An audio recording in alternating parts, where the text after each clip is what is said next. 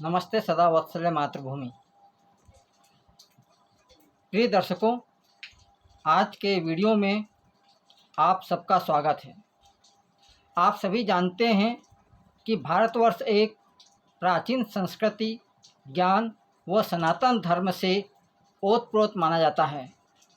भारत एक सुसंपन्न राष्ट्र है, आध्यात्मिक विरासत से लबालब भरा हुआ है। पर्व व त्योहारों में भी एक विशेष चमक दिखाई देती है।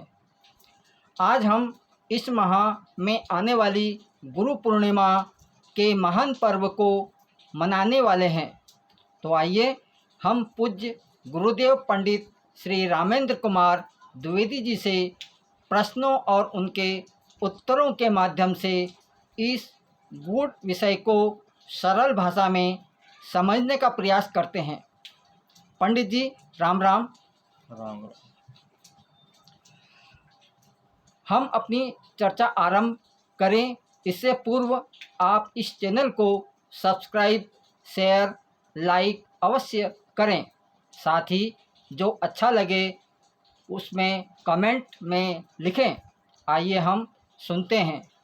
पंडित जी, कृपया यह बताइए कि गुरु का क्या अर्थ है। कृपया सरल शब्दों में ही दर्शकों को समझाइए ताकि वे इसे ग्रहण और आत्मसात कर सकें। देखिए दर्शकों, पहले तो आप सबको आज गुरु पूर्णिमा की बहुत बहुत शुभकामनाएं। और आपका ये जो वर्ष है गुरु पूर्णिमा के माध्यम से जब अगली गुरु पूर्णिमा आएगी तब तक ये बड़ा अच्छी तरह से बीते, इसके लिए आपको शुभकामनाएं।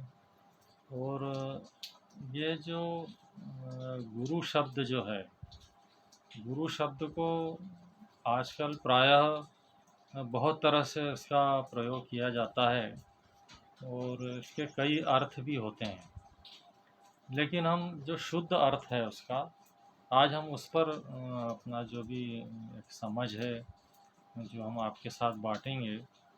तो गुरु का जो अर्थ होता है, इसके जो दो अक्षर हैं, जी हाँ। गु और रू।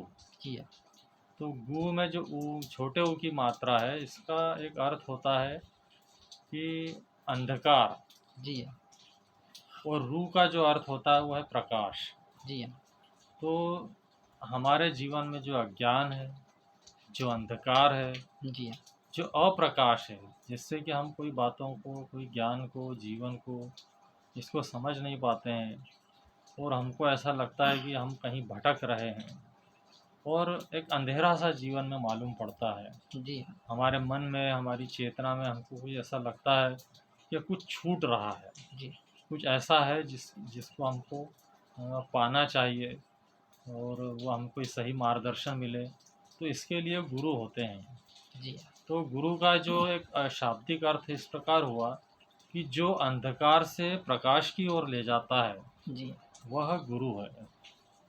तो आप समझ सकते हैं कि अंधकार से प्रकाश की ओर ले जाना, जी हाँ। और ऐसा जब स्वयं कोई अनुभव करता है तो वो कितनी उसकी समझ जो है उद्धृत होती है, प्रकट होती है, कितना उसमें बदलाव आता है, ये केवल गुरु के कारण ही संभव हो पाता है। जी।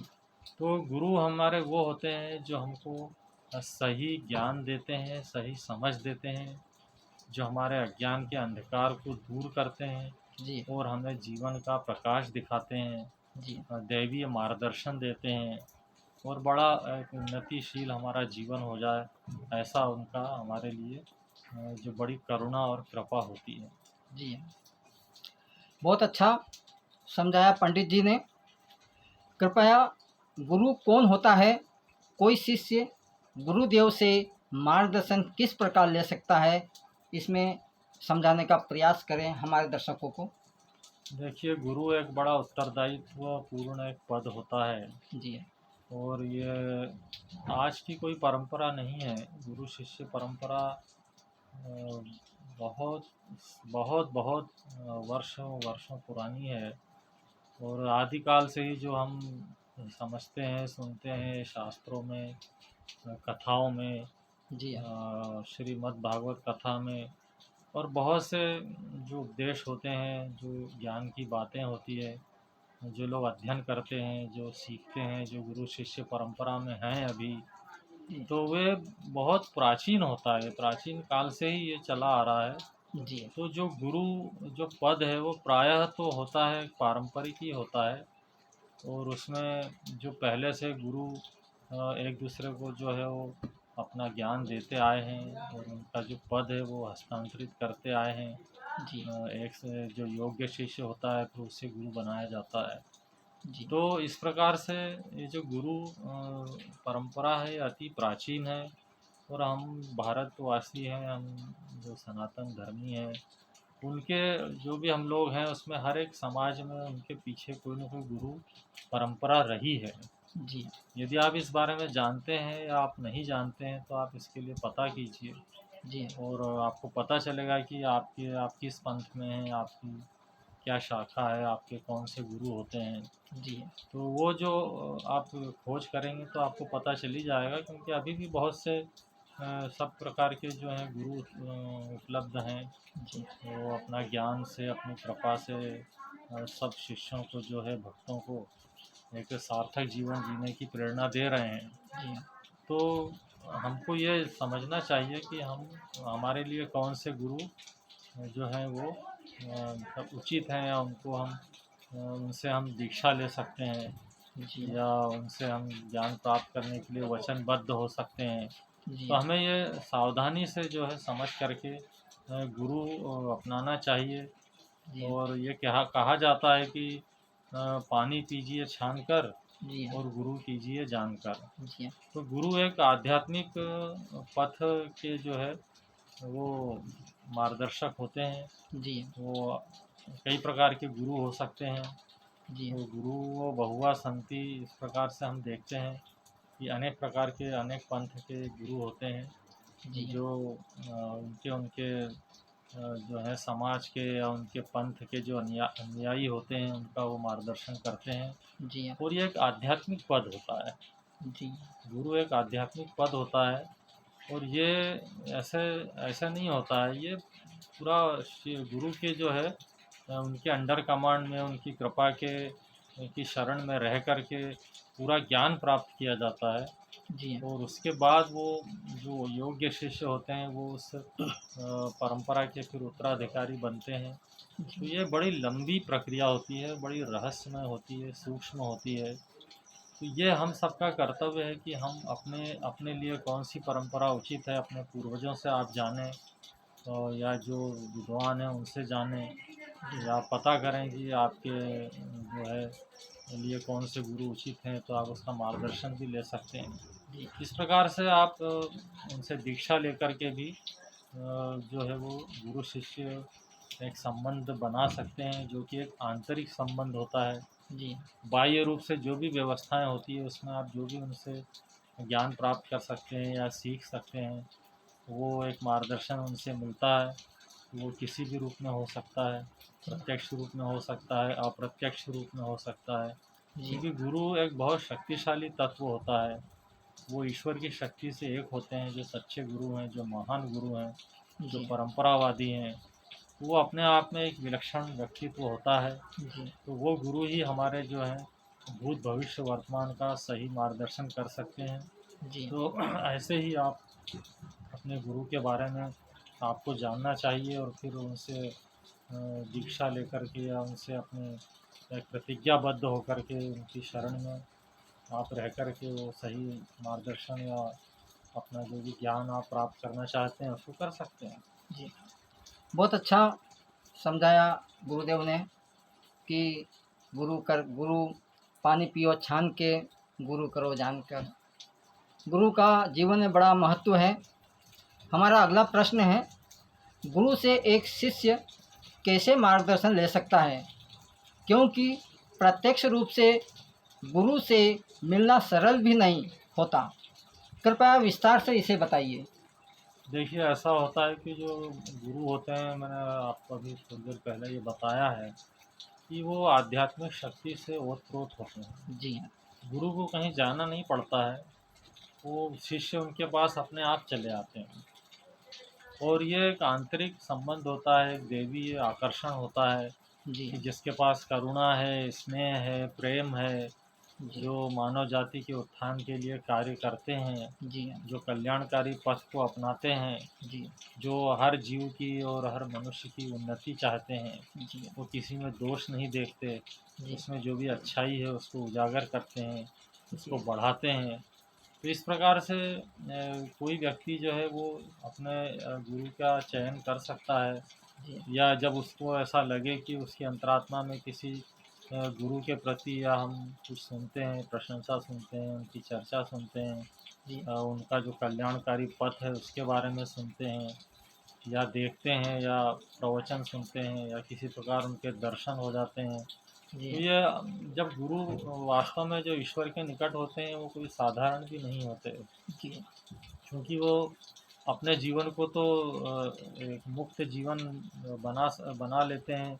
वो जी जीवन मुक्त होते हैं तो उनको ऐसा संसार संसार से या सांसारिक जीवन से जी कोई ऐसा विशेष लगाव या आसक्ति भी नहीं होती, जी मोह भी नहीं होता है। जी तो वो केवल संसार में कार्य करते हैं, जनजीवन का उत्थान करने के लिए, जी लोगों का कल्याण करने के लिए। जी वो जो शिष्य हैं, जो भक्त हैं, जी जो गहरी श्रद्धा रखते हैं ईश्वर में और गुरु तत्व में, या मार्गदर्शन की चाह रखते हैं, तड़प रखते हैं, कि शिष्य का जो एक ललक होती है, जी जो एक आध्यात्मिक जागृति करना चाहते हैं, जी वो गुरु से अवश्य जो है एक दीक्षा के रूप में या एक संकल्प के रूप में वो उनसे जुड़ सकते हैं। जी और अपना जो है आदरांज, अपना जो एक आदर है, सम्मान है, जी और एक अपना प्रेम है, अपना शिष्यत्व है, अनुशासन है, और अपनी बुराइयां उनको आप उनके चरणों में आप निवेदित करें, अपना अहंकार उनके चरणों में छोड़ दें। जी इस प्रकार से जब आप करेंगे तो आपकी आंतरिक जो है स्थिति में या विचारों में, मन में और ऐसे भावों में जो है एक रूपांतरणकारी जो है क्रिया होती है। जी और आप जो है सत्य सत्य बातों को, सत्य ज्ञान को आप समझने लगते हैं। जी तो इस तरह से आप उनसे प्रत्यक्ष रूप से, अगर आप पहुँच है आपकी, वहाँ तक आप जा सकते हैं, उनके अनुशासन का पालन कर सकते हैं। जी तो वो आपसे उनकी सदेह जो मिलन होता है, जो उनसे वार्तालाप हो सकती है, जी वो आप कर सकते हैं। अगर आप ऐसा नहीं आप पहुँच पा रहे हैं उनके मतलब दर्शन के लिए, तो जी उनके आप प्रवचन सुनें, उनकी आप शिक्षाएँ सुनें। जी तो उनसे जो भी मार्गदर्शन मिलता है तो जी उसको आप ग्रहण कीजिए। यदि आपको उचित लगता है कि यह हमारे लिए ठीक है, अगर आपकी आत्मा कहती है, तो आप उनको अपना गुरु स्वीकार कर सकते हैं।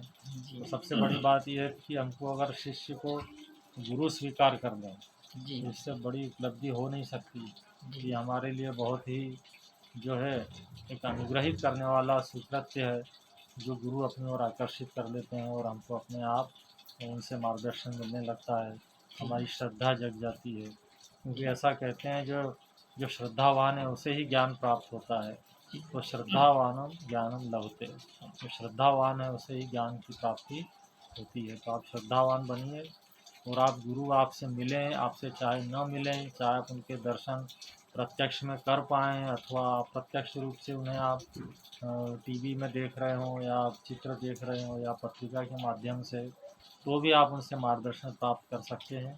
तो जी आप उनसे जुड़ें, उनका जो भी एक अनुशासन होता है हर संस्था का, हर पंथ का, उसका आप पालन करें। निश्चित रूप से आपको गुरु की कृपा मिल सकती है।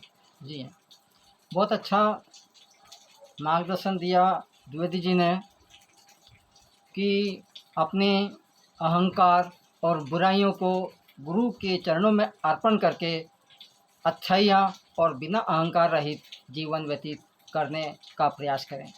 अगला प्रश्न है, कृपया गुरु पूर्णिमा के बारे में हमारे श्रद्धा रखने वाले दर्शकों को समझाइए। देखिए, गुरु पूर्णिमा, आपने महाभारत काल का की जो घटना है वो सारा आपने सुना है, आप समझते हैं।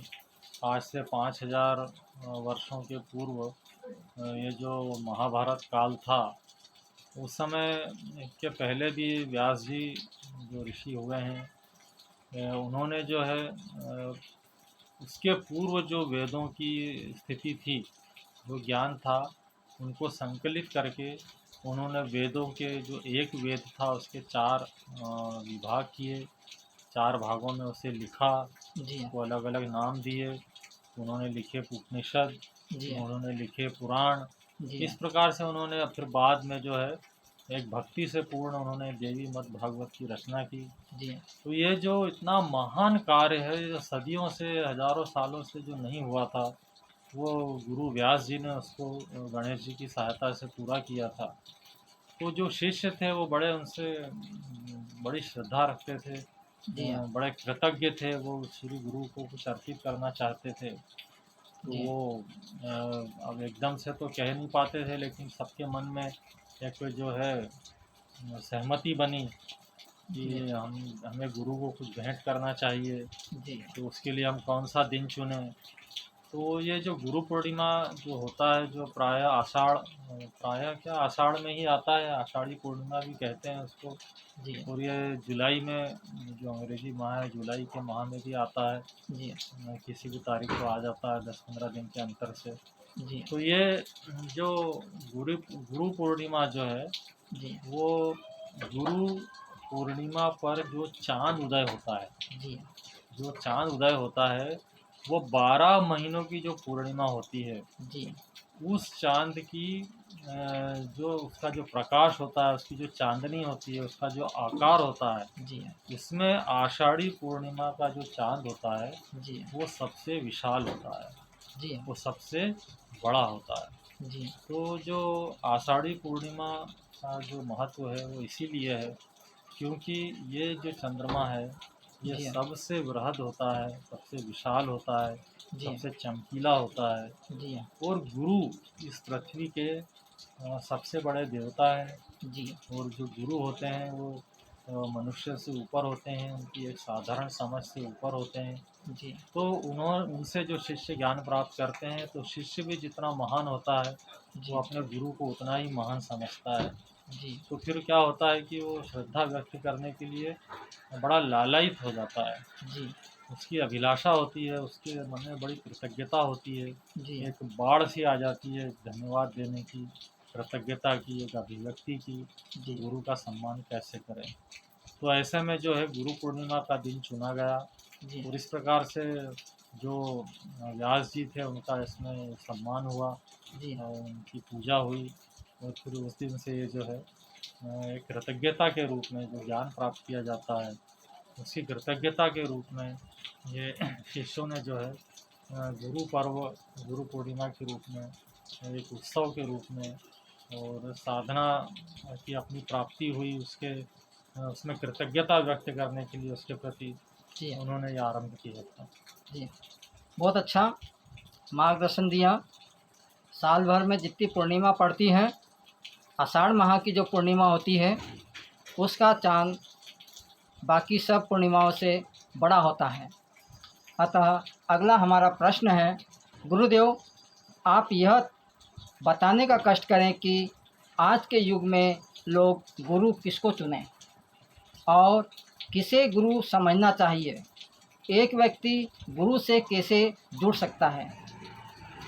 ये बहुत मौलिक प्रश्न है, जी क्योंकि यह समस्या वास्तव में ऐसी होती है कि बहुत से लोग प्रवचन देते हैं, बहुत से लोग सिद्धियां प्रदर्शित करते हैं, कोई लोग चमत्कार करते हैं, कोई वेशभूषा ऐसी बना लेते हैं। क्योंकि हमारे यहाँ कई पंथ हैं, तो उसी प्रकार से भी इसके जो साधु संत होते हैं वो भी उस रूप में होते हैं। जी तो अब मानव, जो सामान्य मानव है, जो जनमानस है, वो जी हमारे हमारे देश का जो है उसका जो मानस है वो जी धार्मिक है। उसकी जो भावनाएं हैं वो धार्मिक भावनाएं हैं। और उसका ईश्वर में एक अगाध श्रद्धा होती है। जो भी हमारे देश के जो जन हैं, जो मानव जाति है, उनका एक अपने इष्ट के प्रति, अपने ईश्वर के प्रति और गुरु तत्व के प्रति एक बड़ा गहरा लगाव होता है, बड़ी श्रद्धा होती है और वो बड़ा सम्मान करते हैं। तो ऐसे ही अपने गुरु को देखना चाहते हैं कि वो बड़े अच्छे उच्च स्तर के हों जी और उनकी बात जो है मन में समझ जाएं। जी कि शिष्य के की एक भावना होती है कि उसके मन में जो है वो गुरु समझ जाएं। और उसकी जो आवश्यकताओं की पूर्ति है वो उसे करें। लेकिन मैं यहाँ एक बात आपको स्पष्ट कर देना चाहता हूँ कि जो सांसारिक भोग वस्तुएँ होती है वो हम गुरु से ना माँगें। जी हम उन ज्ञान पर, उस बातों पर, उन सिखावनियों पर ध्यान दें जिससे हमारा जीवन अच्छा बन सकता है जी और हमारी समझ जो है, वो अज्ञान जो हमारा है वो सही हो, मतलब ज्ञान नष्ट हो और सही समझ हमको प्राप्त हो। तो ये जो सूक्ष्म बातें होती है, जो ज्ञान के क्षेत्र में हमको आगे बढ़ाएँ, जी ऐसी बातों पर हम ध्यान दें और एक आत्म प्रकाश के रूप में हम गुरु को स्वीकार करें। जी और आप देखेंगे कि गुरुओं में एक शक्ति होती है, बहुत सीधे सरल होते हैं, सहज होते हैं और आप देखेंगे कि जब थोड़ा ध्यान भी देंगे आप, तो उनके चेहरे पर एक आकर्षण होता है, जी एक आभा होती है। तो वो उनका एक अनुशासन होता है और सबसे बड़ी बात ये होती है कि जो भी सिद्ध गुरु हैं, जो पहुँचे हुए गुरु हैं, जो वास्तव में गुरु हैं, जी वो एक धार्मिक परंपरा का भी पालन करते हैं। जी उनको वेदों का, शास्त्रों का, पुराणों का, जो मानव कल्याण के लिए उपयोगी है, उन बातों का भी ज्ञान होता है, जी सांसारिक बातों का भी ज्ञान होता है और उससे ऊपर भी उठे होते हैं। वे स्वार्थी नहीं होते हैं, वो परमार्थी होते हैं। जी वो केवल अपनी निज आवश्यकताओं पर ही अधिक जो है, अगर उनको लगता है तो केवल उसी पर थोड़ा उनका ध्यान रहता है जी और संग्रह करने में उनकी कोई रुचि नहीं होती। जी वो केवल शिष्यों को देना चाहते हैं और सही ज्ञान उन तक पहुंचाना चाहते हैं, ऐसी उनकी एक परंपरा होती है। जी तो आप उस परंपरा से, अगर पहले से आपके पूर्वज जुड़े हैं तो आप उन्हीं को स्वीकार कीजिए। जी अन्यथा आप जिस पंथ में आपका मन हो, आपको गुरु का एक दैवी आकर्षण पता चलता हो, जी तो आप उसमें भी रुचि ले सकते हैं और जी उस क्षेत्र में भी आप आगे बढ़ सकते हैं। लेकिन आप किसी कोई आपको सिद्ध करके, कोई चमत्कार करके, सिद्धियों के माध्यम से, कोई ऐसी वैसी वेशभूषा में आप जी उनको देख कर के, कोई कोई तांत्रिक होता है, कोई ज्योतिषी भी होते हैं वो बहुत से, लेकिन आप ऐसे जिनसे आपका आंतरिक मार्गदर्शन होता है, जी जिनसे आपका आंतरिक उत्थान होता है, जिससे आपका मन शुद्ध होता है, जी जिससे कि आपके विचार स्पष्ट होते हैं जी और जिसका नाम लेने से ही केवल आपके अंदर स्फूर्ति आ जाती हो, जी आपका मन अच्छा हो जाता हो और आप में साहस आ जाता हो और जी वो आपकी एक अप्रत्यक्ष रूप से सहायता भी करते हैं, आप जी उसको भी समझ पाते हैं। तो ऐसे गुरु अगर आपको लगता है तो आप उन्हें उनके प्रति आप धीरे-धीरे आप समर्पण कीजिए और यदि गुरु आपको चुनते हैं तो फिर वहाँ पर आपके लिए कोई स्थान नहीं रहता। फिर जी आप श्रद्धा से नतमस्तक होकर आप ऐसे महान गुरु की शरण में आप जा सकते हैं। जी दर्शकों, गुरु को चुनना जो सांसारिक दृष्टि से भी ऊपर होता है, आध्यात्मिक दृष्टि से भी ऊपर होता है, ऐसे व्यक्ति को चुना जा सकता है। द्विवेदी जी ने अच्छा प्रयास किया बताने का। एक महत्वपूर्ण प्रश्न यह है कि प्राचीन परंपरा, जिसे गुरु शिष्य परंपरा के नाम से जाना जाता है, जो पहले गुरुकुल पद्धति से यह संबंध संचालित होता था, पर आज की परिस्थितियों में यह कैसे निभाया जा सकता है, मार्गदर्शन दें। देखिए, ये जो गुरु हैं उनके बारे में देखो कितना कहा गया है। जी मैं आपको बताता हूँ कि स्कंद पुराण में, जी उसके उत्तरखंड वाले भाग में शिव पार्वती जी का संवाद है। जी तो भगवान शिव आदि गुरु हैं। जी भगवान शिव जो है गुरु परंपरा के आदि गुरु हैं। इनसे पहले न कोई हुआ है, न आगे कोई होगा। तो जो शिव है, भगवान शिव, शंकर, भोलेनाथ, त्रिपुरारी, महादेव, ये सब गुरुओं के गुरु हैं और ये सभी देवताओं के भी देवता हैं।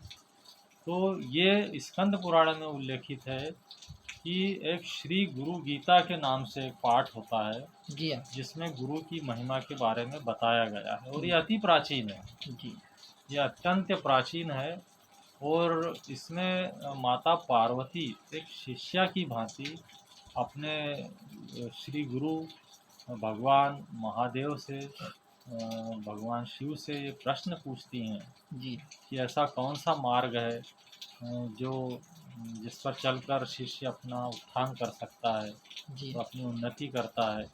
तो भगवान इस बारे में सब बताते हैं और वो ये केवल गुरु की महिमा गाते हैं। जी तो वो सारा इस सब प्रश्नों का उत्तर देते हैं कि गुरु कैसे होते हैं, उनकी आध्यात्मिक स्थिति क्या होती है, जी वो सामान्य अपना जीवन है वो कैसे जी सकते हैं, या कितना भव्य जीते हैं, या एक साधारण जीवन जीते हैं, अकेले रहते हैं।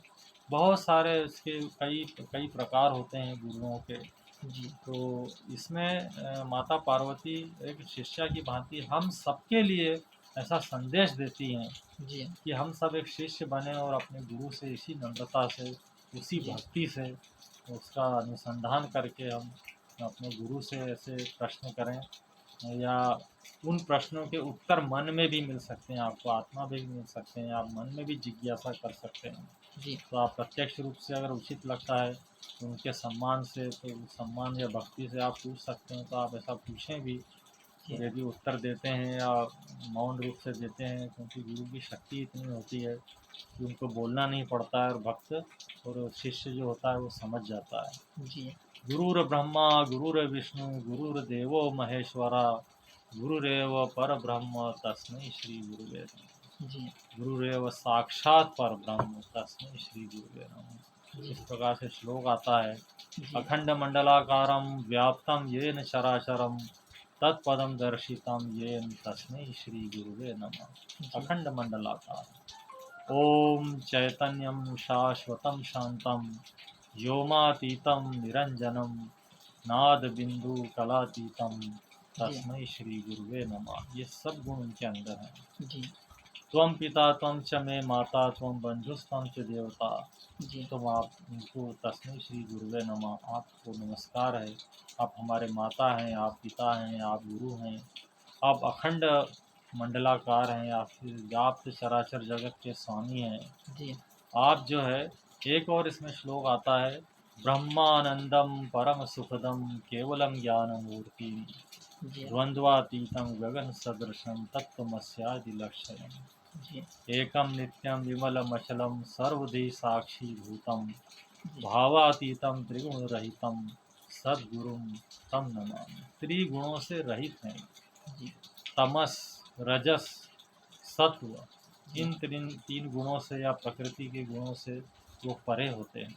जी वो इसमें बंधते नहीं हैं, वो जीवन मुक्त होते हैं, वो सत्य को धारण करते हैं, जी वो ईश्वर से एक होते हैं, अपने गुरु की आत्मा से भी एक होते हैं, जी और शिष्य को भी अपने जैसा बनाने का प्रयास करते हैं। जी तो ऐसे जो गुरु होते हैं वही शक्ति रखते हैं, वही बल रखते हैं, वही क्षमता रखते हैं, वही जी पात्रता रखते हैं जिससे हमको जुड़ना चाहिए।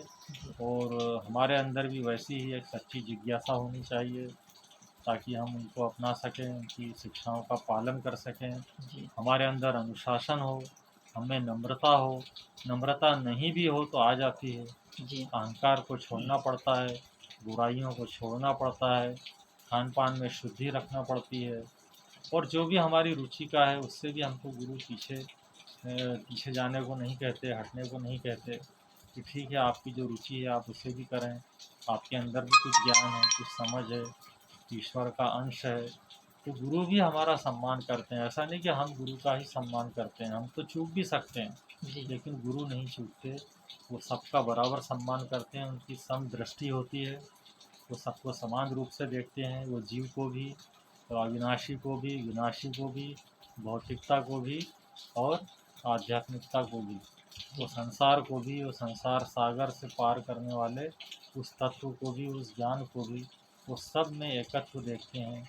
वो जी महान शक्तिशाली बोध के साथ अपना जीवन जीते हैं, और वो दूसरों का कल्याण करने की प्रेरणा से ईश्वर की आज्ञा का पालन करते हैं, या उनके अपने सदगुरु की आज्ञा का पालन करते हैं। जी तो हम भी अपनी इन लक्षणों से आप समझ सकते हैं कि आपको किस प्रकार का गुरु चुनना चाहिए, जी और इस संसार में ऐसे कौन हैं जो उपलब्ध हैं, और आप उनसे जुड़ेंगे तो निश्चित रूप से आपका कल्याण होगा। जी बहुत अच्छा मार्गदर्शन प्राप्त हुआ।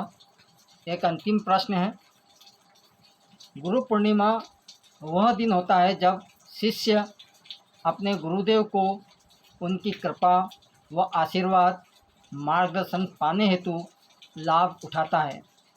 जो अपना कल्याण करता है उसे कृतज्ञता व्यक्त करने हेतु दक्षिणा देने का क्या नियम है, इसे विस्तार से बताइए। हाँ, ये बहुत अच्छा प्रश्न है, क्योंकि अभी हमने जितना भी कुछ सुना है, जी यदि हम एक अच्छे शिष्य बनना चाहते हैं तो जी हम इन सब बातों को ध्यान से सुनेंगे। और क्योंकि एक अच्छा मार्ग थोड़ा कठिन भी हो सकता है और सरल भी हो सकता है, लेकिन यदि आपकी गुरु पे श्रद्धा है तो आपका कठिन मार्ग भी सरल हो जाता है। आपकी जो एक मन में एक बहुत सारी एक नेगेटिविटी हो सकती है, कुसंस्कार हो सकते हैं, दोष हो सकते हैं, पाप हो सकते हैं पूर्व जन्मों के, जी या हाँ इस जन्म में भी कुछ ऐसा होता ही है कि हम हर कोई कर्म कर रहे हैं उससे पुण्य मिलता है, ऐसा भी नहीं है। जी कुछ कर्म ऐसे हो जाते हैं जिससे हमको दुख मिलता है, या हमको क्रोध आता है, या हम चिड़चिड़े होते हैं, या हम अपने कर्तव्यों का पालन नहीं कर पाते, जी या हम आर्थिक रूप से दुर्बल होते हैं, या मानसिक रूप से हम सक्षम नहीं होते, या हमारा बौद्धिक विकास नहीं होता। तो ऐसी बहुत सी बातें होती है जिनकी एक जीवन को जीने के लिए आवश्यकता होती है, एक अच्छा जीवन जीने के लिए। और सब प्रकार के मार्गदर्शन की आवश्यकता होती है। हमारा चरित्र उज्ज्वल होना चाहिए, हमारा शरीर स्वस्थ होना चाहिए, जी हमारी बुद्धि पवित्र होना चाहिए, हमारा मन निर्मल होना चाहिए, जी और हमारा जो हृदय है वो खुला होना चाहिए। वो ना किसी के प्रति द्वेष से भरा हो, ना ईर्ष्या से भरा हो, ना कोई और बोध हो जिसके कारण कि हम मन में उसको मलिनता पूर्वक उसको जो है पालते पोसते रहें, जी उस द्वेष को, उस बुराई को, और हम समझते रहें कि ये बड़ा अच्छा है हमारे लिए। जी तो ऐसी कोई बुरी आदतें हैं जो हमारी आत्मसंयम करने में हमको रोकती है, तो जी केवल गुरु ही उससे हमारा उद्धार कर सकते हैं।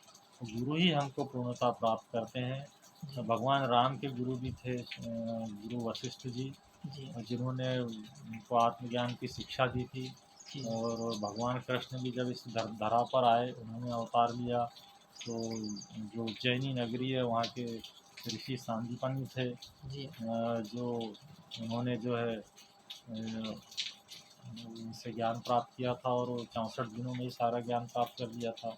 जी तो गुरु गुरु घर में जब भगवान राम पढ़ने गए थे तो अल्पकाल में ही सारी विद्या उन्होंने पा ली थी। जी तो ये देवी शक्तियाँ हैं, इनकी उतनी बुद्धि, उनका कौशल था। लेकिन हम भी भले इतना समय कम समय में न कर पाएँ, जी पर हम भी कुछ महीनों में, सालों में, वर्षों में, जीवन के आधे भाग में, जी या जीवन समाप्त होने से पहले, जी या जीवन तक हम भी कुछ न कुछ प्राप्त कर ही लेंगे, अगर हमारी श्रद्धा है और हम आगे बढ़ना चाहते हैं, हमारी ललक है, जी तो हम इसको पा सकते हैं। तो गुरु से जब हम ज्ञान प्राप्त करते हैं, जी कोई दक्षता प्राप्त करते हैं आचार विचार में, व्यवहार में, आजीविका के रूप में, अपना पालन पोषण करने के लिए, धन कमाने के रूप में, या हम स्वस्थ शरीर लेकर के स्वस्थ विचार अपने समाज में फैलाते हैं, या हम अच्छा करते हैं, लोगों का उत्थान करने में हमारी जो है बुद्धि लग जाती है, हमारा मन अच्छा हो जाता है, तो उससे लोगों का कल्याण होता है। हम जी आपस में स्नेह भाव से रहते हैं, सहयोग की भावना से रहते हैं। जी जो बातें हम अच्छी तरह गुरु से सीख लेते हैं, तो निश्चित रूप से अगर हम प्रतिदिन उनके लिए कोई अपने कमाई का अंश अगर भेंट नहीं करते हैं, जी तो हम महीने में कर सकते हैं, हम वर्ष में एक बार कर सकते हैं। जी तो गुरु को दक्षिणा भेंट करने का ये अति प्राचीन नियम होता है कि जी भगवान ने भी अवतार लिया, उन्होंने भी गुरु दक्षिणा भेंट की है। जी उन्होंने जो मांगा उन्होंने वो दिया है। जी आचार्य द्रोण का नाम आपने सुना होगा, जी जो अर्जुन और ये पांडवों को शिक्षा देते थे। जी तो उन्होंने भी जो गुरु दक्षिणा में कहा उन्होंने वो ला कर दिया। जी भगवान कृष्ण ने भी गुरु सांदीपनि को दक्षिणा भेंट की, जी भगवान राम ने भी भेंट की। इस जी प्रकार से गुरु दक्षिणा का ये पारंपरिक नियम है। और आज भी जो शिष्य हैं वो गुरु को कोई न कोई भेंट अर्पित करते हैं, चाहे धन के रूप में करें, चाहे श्रम के रूप में करें, उनकी आज्ञा पालन के रूप में करें, जी भौतिक कोई वस्तु जिसकी गुरु को कोई आवश्यकता नहीं होती है, जी पर वो जन कल्याण के लिए भी स्वीकार करते हैं, जी जिससे कि वो और किसी के भी काम आ सके। जी तो एक धन भेंट करना जो है वो बड़ा प्राचीन नियम है। तो जी आप जो भी अच्छे से आप गुरु के मार्गदर्शन में या उनकी कृपा से जो आप प्राप्त कर रहे हैं, जी तो उसमें आप एक निश्चित राशि भेंट कर सकते हैं। जी जैसे दशांश राशि भेंट करने का नियम होता है जी कि गुरु से आपको जो भी प्राप्त हुआ है, यदि आप जी उनको दक्षिणा देते हैं या कोई भेंट करना चाहते हैं, तो आपकी जो कमाई होती है, जो आपकी प्राप्ति होती है, चाहे वो सिखावनियों के रूप में हो, ज्ञान के रूप में हो जी और आंतरिक प्रकाश के रूप में हो और जी धन के रूप में हो, तो वो भी आप सरलता यही होती है कि आप धन के रूप में उसको भेंट करें। जी तो आपको ये यही नियम होता है शिष्य के लिए कि गुरु दक्षिणा जो भी श्रद्धा हो, जो भक्ति हो, जो सामर्थ्य हो, जी जितनी उसकी इच्छा हो और जो शास्त्रोक्त नियम हो, उसके अनुसार वो दक्षिणा भेंट कर सकते हैं। जी। दोस्तों, शास्त्र के अनुसार जो दक्षिणा देने का नियम है, वह गुरुदेव को आप दक्षिणा के रूप में दे सकते हैं। जो चीज़ आपने गुरुदेव से प्राप्त करी या गुरु के कारण मिला वह, तो वह दक्षिणा का नियम है।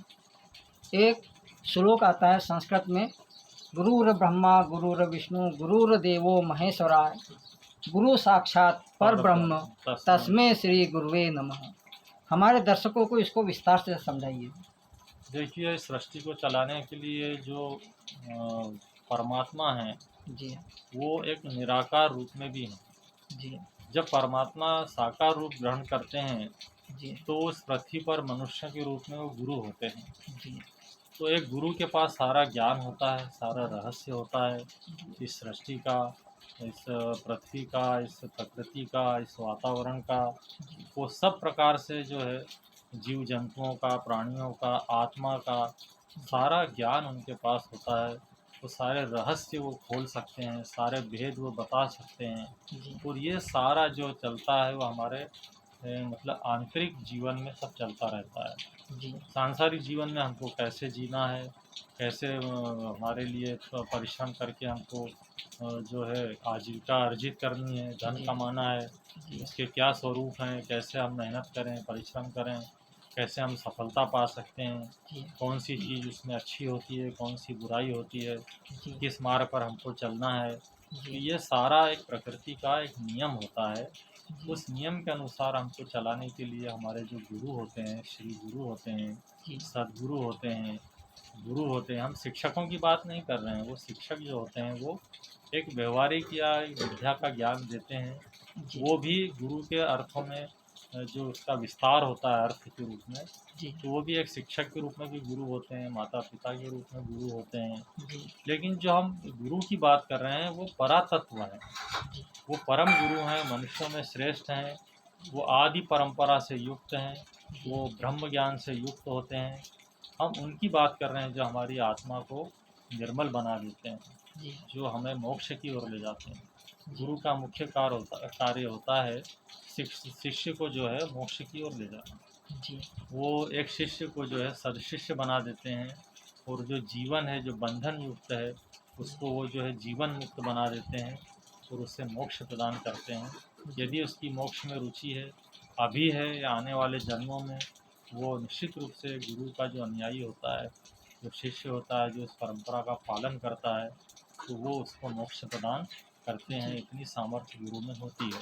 जी अब आप बता रहे हैं कि गुरु ब्रह्मा है, गुरु विष्णु है जी ना, गुरु महेश्वर है। जी तो ये जो तीनों देवता होते हैं, जी जो भगवान शिव है इस पृथ्वी लोक पर हैं, आदि गुरु हैं।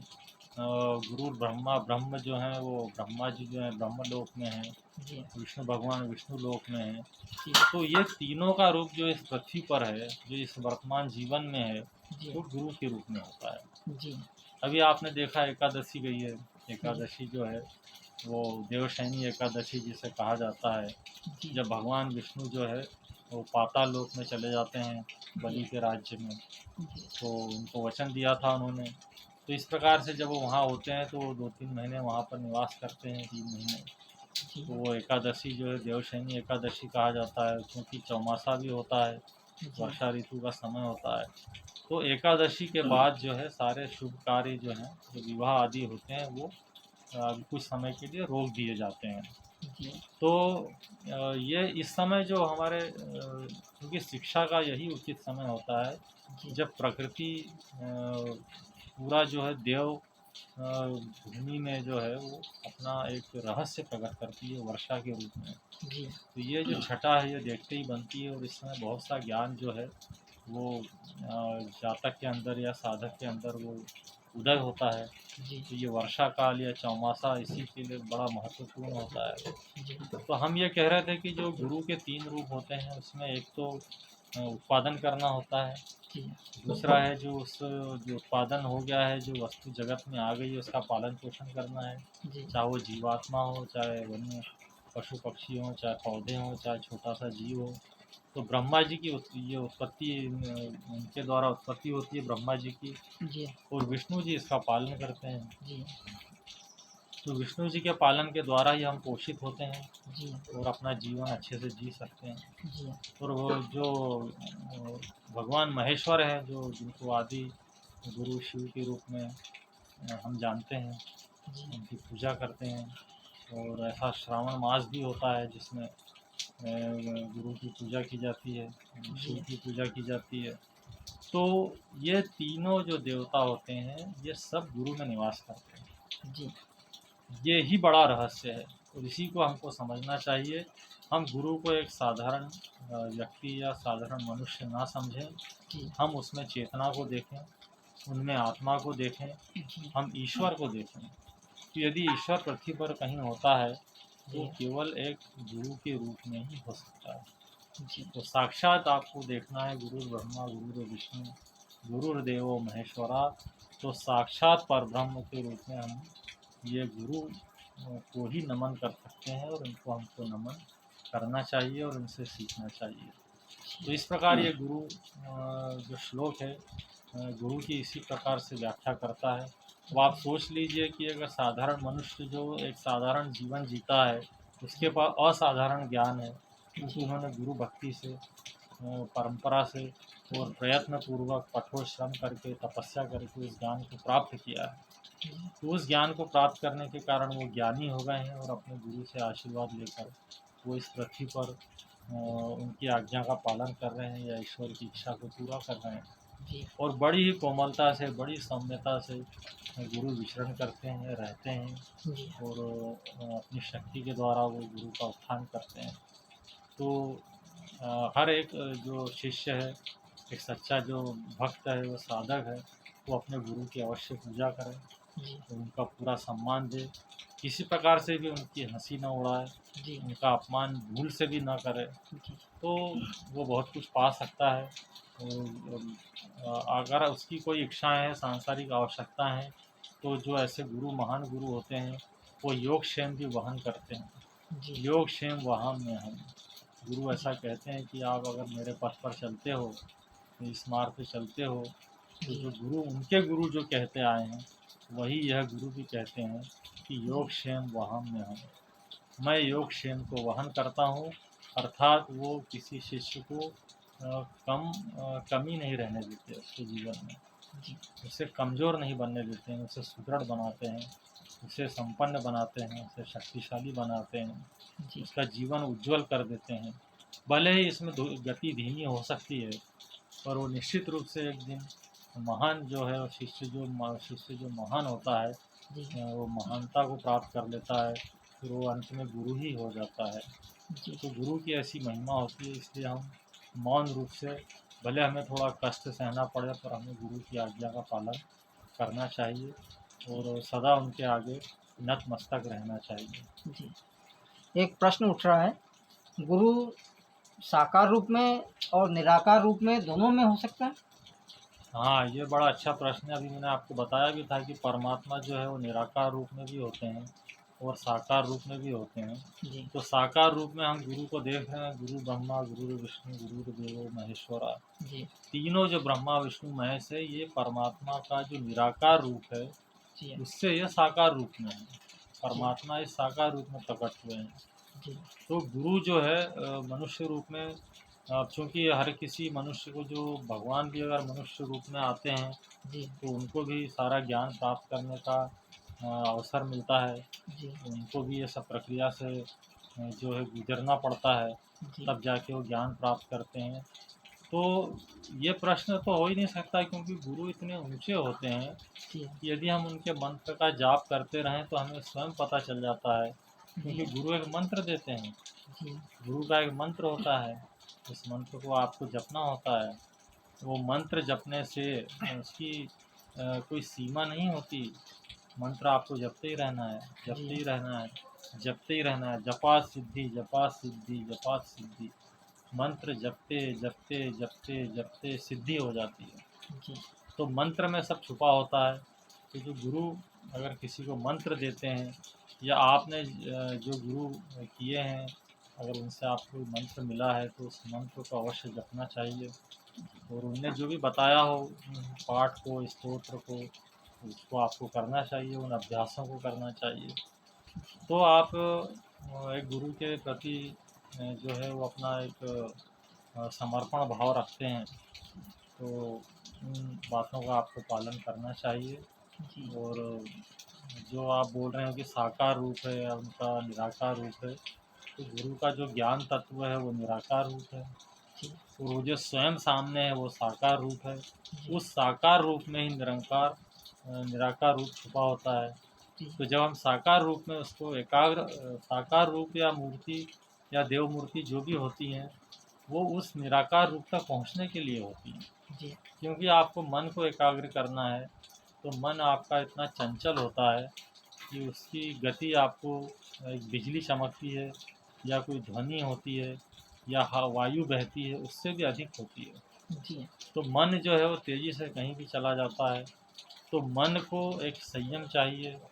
तो वो गुरु की ओर अगर उन्मुख हो जाता है, तो गुरु उसको जब ज्ञान देते हैं तो उसको आत्मा की जो है वो जागृति होती है, उसकी आत्मा उसको ये समझ में आने लगता है कि मैं चैतन्य हूँ, मेरा एक स्वरूप है, मैं आत्मा हूँ, मैं जी शरीर नहीं हूँ, शरीर से भी परे हूँ। तो जी इस प्रकार से जब वो ज्ञान को ग्रहण करता है, तो बहुत सारी परतें दर परतें उसमें उभरती जाती जी है ना? और तब उसे अंतर में, उसकी अंतरात्मा में ही उसको एक ज्ञान होता है, एक समझ मिलती है, एक बोध होता है। तो जी उसको समझ में आ जाता है कि ऐसे तो गुरु साधारण मानव की तरह दिखते हैं, पर ये साधारण नहीं है, ये जी असाधारण है। इनको ज्ञान प्राप्त है, इन्होंने उस प्रकाश के दर्शन किए हैं जो इस ब्रह्मांड में व्याप्त है। जो भगवान आप इसमें चित्रों में और ऐसे फिल्मों में भी दिखाते हैं आपको, कि प्रकाश आता है और भगवान प्रकट होते हैं। कभी कभी ऐसी फिल्में में हीरो को भी ऐसे बताया जाता है। जी तो वह एक संकेत है केवल, कि हाँ आपको कोई ज्ञान प्राप्त हो रहा है, आपको समझ हो रही है, आपके जीवन में प्रकाश आ रहा है, आपके जीवन में आशा उत्पन्न हो रही है, आपके जीवन से भय दूर जा रहा है, अंधकार दूर हो रहा है।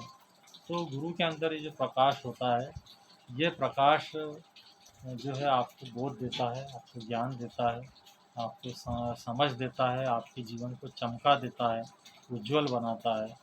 तो जो आप निराकार रूप होता है, वो भी हम शिव जी का जो है कि दर्शन करते हैं मंदिरों में शिवलिंग के रूप में, तो वो ईश्वर का निराकार रूप जी है ना? वो भी एक प्रकाश स्तंभ है। उस प्रकाश स्तंभ में ये सृष्टि जो है वो मतलब स्थिर है या उसके आसपास है, मध्य में ये होता है। तो इस प्रकार से गुरु को आप जब गुरु की आज्ञा का पालन करेंगे, उनके प्रति निष्ठा रखेंगे, भले ही आप गुरु बहुत साधारण दिख रहे हैं, अरे ये तो बिल्कुल आम बहुत सीधे साधे मनुष्य हैं, ऐसा है वैसा, लेकिन कुछ नहीं।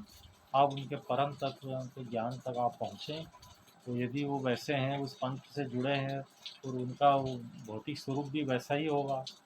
और ऐसे कोई संत होते हैं, वो इस तरह से हो सकते हैं जो बिल्कुल आपको पता ना चले, वो चमत्कारी भी हो सकते हैं, जी वो भी आपके गुरु हो सकते हैं। लेकिन संत का होना और एक सदगुरु का होना, दोनों में अंतर भी हो सकता है। जी तो सदगुरु ही आपको जो है वो मोक्ष तक ले जाते हैं। जी संत कृपा कर सकते हैं, अगर वो आपके सदगुरु नहीं हैं तो आप पे कृपा कर सकते हैं, आपको आशीर्वाद दे सकते हैं, हो सकता है आपको कुछ प्राप्ति भी हो जाए। पर जी आपके अपने सदगुरु होना चाहिए, अपनी परंपरा के, और धार्मिक रीति से भी वो उन सब जो उनकी मापदंड होते हैं उसके भी वो पूरे होना चाहिए। तो वही सदगुरु माने जाते हैं, वही जो गुरु होते हैं वही अधिकारी होते हैं जो शिष्य को मोक्ष की ओर ले जाते हैं। तो साकार और निराकार में आप भेद तो ऐसा रखेंगे अगर, पर वो बाद में सब निराकार ही होता है। तो उस ज्ञान तक आपको पहुंचना होता है, और यही आपका कर्तव्य है और यही आपका परिश्रम है कि आप वहाँ तक जाएं और समझ को प्राप्त करें। जी, बहुत अच्छी जानकारी दी पंडित जी ने। दर्शकों, पूज्य गुरुदेव पंडित श्री रामेंद्र कुमार द्विवेदी जी ने आज हम सबको बहुत सी बातों से हमें अवगत कराया, जिससे आप भी अपने सांसारिक व आध्यात्मिक धार्मिक जीवन को सही दिशा में दे सकते हैं। कृपया इस चैनल को सब्सक्राइब करके अगले वीडियो में शीघ्र भेंट होगी। राम राम। खुश रहें, प्रसन्न